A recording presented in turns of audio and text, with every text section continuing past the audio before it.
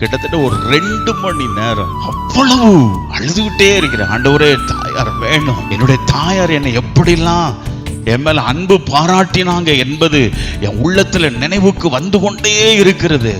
இன்னும் நான் எங்க அம்மாவை நல்லா பார்க்கணும். இதுவரைக்கும் நான் சரியா பார்க்கல. இன்னும் நிறைய தாயாருக்கு நிறைய நான் சரி எங்க அம்மா வேணும். அழுது தேவனுடைய கிட்டத்தட்ட 3 மணி இருக்கும் தூங்கும் போது. இந்த காரியத்தை தேவனுடைய சமூகத்திலே நான் அழுது ஜெபித்த பொழுது அம்மாவுக்கு ஒரு நல்ல விடுதலையை கர்த்தர் கொடுத்துட்டார் என்பது ஆவியில உணர முடிந்தது.